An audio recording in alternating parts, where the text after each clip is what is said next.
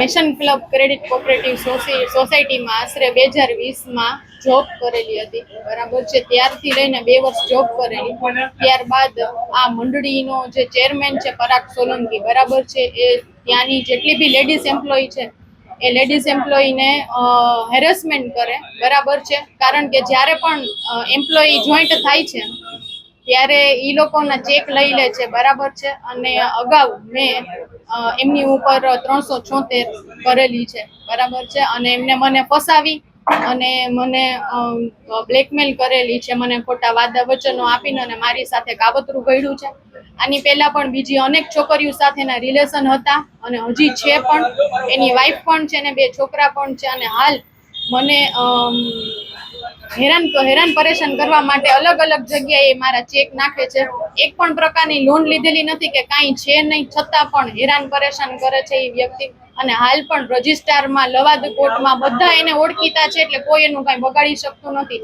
Even rape case 376માં પણ એને એક પણ દિવસ જેલમાં રહ્યો નથી. એટલે એ પોતાને સમજે છે કે હું બધેથી બધે પહોંચી વળીશ, કારણ કે અમારી પાસે પૈસા નથી, અમે કઈ જગ્યાએ પોલીસ વાળા અમને હેલ્પ કરે છે, એ બધી વાત સાચી, બરાબર. પણ હાલ અત્યારે છૂટો એવી રીતે રખડે છે, જ્યારના એને જામીન મળ્યા છે ત્યારના ઈ મારી ઉપર અલગ અલગ પ્રકારે કેસો કરે છે, જેમ કે દ્વારકા, અંજાર, મોરબી.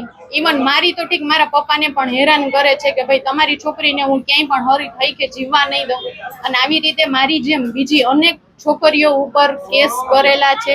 એક પણ પ્રકારની લોન નથી લીધી, છતાંય આ તમામ કેસમાં પરાગ સોલંકી તો છે જ, સાથે સાથે એમની વાઈફ ઉર્મી પરાગભાઈ સોલંકી, એનો છોકરો વૈભવ પરાગભાઈ સોલંકી તથા લોનમાં કામ કરતા એમ્પ્લોયી જેવા કે રિકવરી એજન્ટ છે, બરાબર છે, વિવેક વિનોદભાઈ ટાંક, મોન્ટુ વિનોદભાઈ ટાંક, વરુ મશરૂ, એ બધા જ આને સપોર્ટ કરે છે. અને હાલ અત્યારે એક સ્ત્રી થઈને હું એમ કહું છું કે જેટલા બી લોનીઓ છે એને ઇન્સાફ દેવડાવો અને મને પણ ઇન્સાફ દેવડાવો, એવી મારી કલેક્ટર સાહેબને રજૂઆત છે. તથા પોલીસ ને એ જ એટલું જ હું કહેવા માંગીશ છેલ્લે કે આ વ્યક્તિ જેલમાંથી છૂટવો ન જોઈએ, કારણ કે એ જો જેલમાંથી છૂટી જશે અથવા તો ઈ પકડાશે નહીં તો ઈ હજી પણ અમારી ઉપર અલગ અલગ જગ્યાએ આવા કેસ કરશે. કેટલા ટાઈમથી આ રીતનું કરી રહ્યા છો? કેટલા ટાઈમ? આ કેસને આ બધું તમને હેરાન પરેશાન કેટલા ટાઈમથી? છેલ્લા 1.5 વર્ષથી આ કરે છે સાહેબ. જ્યારથી હું મેશન ક્લબ માંથી છૂટી થઈ ત્યારથી કે હું તને સહી કે જીવવા નહીં દઉં, હું કહું એમ જ તારે કરવાનું, બરાબર છે. ત્યારે એની મંડળીમાં જોબ કરતા હતા, બરાબર છે. એ છૂટા થવાનું કારણ જ ઈ સાહેબ કે બીજી છોકરીઓ યારે અલગ અલગ રિલેશન રાખે, જ્યાં સુધી એને મજા આવે ત્યાં સુધી ટૂંકમાં એ રિલેશન રાખે, પછી એને તરછોડી નાખે, એને અલગ અલગ વાદા વચનો આપીને અને એને આવી રીતે શારીરિક અને માનસિક 2 હેરેસમેન્ટ કરે. અત્યારે પણ મારી ઉપર અલગ અલગ જગ્યાએ કેસ કરેલા છે અને 376માં એને જામીન મળી ગયા છે હાઈકોર્ટમાંથી, બરાબર છે. આવા ગંભીર ગુનામાંથી નહીં જો સરકાર એને આટલા જામીન આપી દેતી હોય તો હું તો એમ જ કહું કે આના જામીન રદ થાય અને વહેલા પણ જેલ હવાલે થાય અને એને કોઈ પણ પ્રકારે બહાર કાઢે નહીં સરકાર, એટલી જ મારી અપીલ છે. રાજીવ ભાસ્કરભાઈ દવે.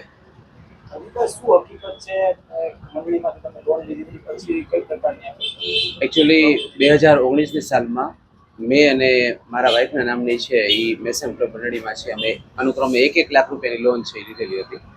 ત્યાર પછી કોરોનાનો જે સમયગાળો હતો એ દરમિયાન થોડોક સમય છે એ લોનનું કાર્ય છે એ થોડુંક અમારું હપ્તા ભરવાનું છે એ સ્ટોપ થઈ ગયું હતું. ત્યાર પછી છે એ કોઈ પણ પ્રકારની એમ કહીએ ને કે માણસાઈ છે એ રાખ્યા વગર મંડળીએ એક પછી એક મારા અને મારા વાઈફના છે એ અલગ અલગ પ્રકારના છે એ ચેક બાઉન્સ છે કરવાનું ચાલુ કર્યું. સાથે સાથે આ સમયગાળા દરમિયાન છે એ લોકોએ અલગ અલગ સમૃદ્ધ દાવા પણ છે કર્યા અને એ સમૃદ્ધ દાવામાં મને અને મારા વાઈફને બેને અલગ અલગ પ્રકારે છે એ કોર્ટમાંથી એ પ્રકારના જપ્તીના ઓર્ડર છે એ લેવડાવવામાં આવ્યા કે જેમાં ઘરમાંથી બધો સામાન છે એ જપ્ત કરી લેવામાં આવે.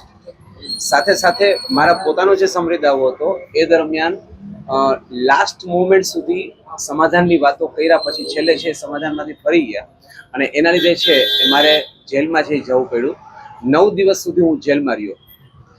આ દિવસો દરમિયાન મારા પત્ની અને મારો દીકરો અને દીકરી એ મને છોડાવવા માટે ચારેક વાર છે એ પૈસાની જે કોઈ મહેનત છે એ કરતા હતા અને એમાં મારા દીકરો અને દીકરી એણે જે રીતે પૈસાનું છે એ એડજસ્ટમેન્ટ કર્યું એમાં ટોટલ 1,80,000 રૂપિયા છે અમે ભર્યા. એટલે મારા દીકરો અને દીકરી એણે 1,80,000 રૂપિયા ભર્યા, એટલે હું જેલમાંથી છૂટ્યો. પણ એ દરમિયાન મારા દીકરા અને દીકરી પાસેથી જામીન પેટે 5 અલગ ચેક લઈ લેવામાં આવ્યા અને સાથે સાથે એ લોકો પાસે એવું નોટરાઇઝ કરાવી લેવામાં આવ્યું કે જો તમારા પપ્પા પૈસા ન ભરે તો તમે ભાઈ બહેન બંને તમારા નોકરીના પગારમાંથી પૈસા ભરવા માટે બંધાયેલા છો. અને સાથે સાથે મારા સંતાનોને એ પણ કીધું કે તમે આ ચેક આપ્યા છે એનો મતલબ એ થાય છે કે તમારા માતા પિતા મૃત્યુ પામે ત્યાર પછી પણ તમે પૈસા ભરવા માટે બંધાયેલા છો. આ કઈ મંડળી દ્વારા કરવામાં આવે છે અને કોણ વ્યક્તિ છે? આ મંડળીનું નામ છે મેશન ક્લબ શરાફી મંડળી અને એના જે મુખ્ય વ્યક્તિઓ જે છે, મુખ્ય સંચાલકો છે, એમાં પરાગ સોલંકી છે, સાથે સાથે એના જે મેઇન ઓથોરાઇઝ રિકવરી પર્સન છે મોન્ટુ ટાક અને એના ભાઈ વિવેક ટાક. તમે આના વિશે કોઈ ફરિયાદ કરી છે? હા, ઓલરેડી મારે અને મારા જેવા ઘણા બધા લોકોએ છે એ પોલીસ ડિપાર્ટમેન્ટમાં છે ફરિયાદ કરેલી છે. એની સામે ઓલરેડી અગાઉ પણ એવા ગુના છે નોંધાઈ ચૂકેલા છે, FIR છે થઈ ચૂકેલી છે. સાથે સાથે મેશન ક્લબના જ આ કેસમાં પણ વીરપુરના જે હોલ્ડર છે એના તરફથી પણ છે ગુનો નોંધાયેલો છે અને FIR છે એ થઈ છે. આમાં કેટલા વ્યક્તિગત લોકો છે? અત્યારે જાણે અજાણે એમ કહીએ તો અગણિત સંખ્યા હશે, પણ અત્યારે જે મારા કોન્ટેક્ટમાં એક યા બીજી રીતે જે છે એવા લગભગ 40 થી 50 વ્યક્તિઓ હશે. તમારી શું માંગ છે? મારી માંગ છે એ તો પછીની વસ્તુ છે. પહેલા મને ખૂબ ડર લાગી રહ્યો છે કે આટલી આ વસ્તુ હું તમારી સમક્ષ રજૂ કરી રહ્યો છું ત્યાર પછી પણ આ મંડળી મારી સામે કે મારા દીકરા કે દીકરી સામે અલગ અલગ પ્રકારના કેસ કરશે. સ્પેશિયલી તમને એક જ વસ્તુ કહું કે ગઈકાલે જસ્ટ અમને એવી ખબર પડી કે પરાગભાઈ સોલંકી છે જામીન પર છૂટી ગયા છે. મારી દીકરી છે એ આખી રાત છે એ ડિપ્રેશનમાં છે, એ પીડાઈ રહી કે પપ્પા પરાગભાઈ છે છૂટી ગયા તો મારી સામે શું થશે, મારી સામે છે એ કેસ થશે. તો અત્યારે ઓલરેડી દીકરી છે એ સપનું કરવાના લાયક છે અને એને પોતાનું એટલું બધું છે એ ચિંતા થવા લાગી કે જેની કોઈ લિમિટ નથી.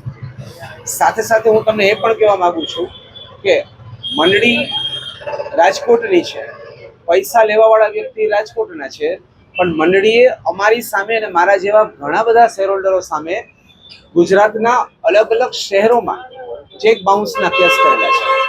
દાખલા તરીકે મારો ને મારા વાઇફનો જ અનુક્રમે 3.5 લાખ રૂપિયાના દ્વારકાની કોર્ટમાં છે એ કેસ કરેલા છે. હવે મારા ઘરની એવી આર્થિક પરિસ્થિતિ કોઈ પણ પ્રકારની નથી કે દ્વારકા જઈને પણ હું આ બધી વસ્તુઓ છે એ ફેસ કરી શકું, કે હું વકીલ છે એ રાખી શકું. એટલે અત્યારે હું આ એટલી પીડા ભોગવી રહ્યો છું. મેં અત્યારે કાયદા સામે છે એ ફરિયાદો નોંધાવેલી છે, સાહેબને પણ છે ફરિયાદ નોંધાવેલી છે. અને અમારી ઈચ્છા એટલી જ છે કે હું અને મારા જેવા જેટલા શેર હોલ્ડરો છે જે મેશન ક્લબના પીડિત છે એ લોકોને બધાને કોઈને કોઈ રીતે છે એ એક પણ વ્યક્તિ એવા નથી કે જેને 1 લાખની સામે 1 લાખ રૂપિયાનો ચેક બાઉન્સ થયો હોય. મારા ને મારા વાઇફના છે એ 1 લાખ રૂપિયાની છે લોન છે, એની સામે અનુક્રમે અલગ અલગ પ્રકારે ટોટલ એક વ્યક્તિ દીઠ 13-14 લાખ રૂપિયાના ચેક બાઉન્સ કરવામાં આવ્યા છે. અને એની સામે અત્યારે ઓલરેડી હું 3.5 લાખ રૂપિયાની રકમ ભરી ચૂક્યો છું. અને છતાં હજુ પણ મને એવું નથી લાગતું કે હું આ ભાવમાં છે એ મેશન ક્લબનું દેણું ચૂકવી અને હું છૂટી શકીશ. આખી જિંદગી મારે કમાઈને મેશન ક્લબમાં છે એ કરવાનું છે.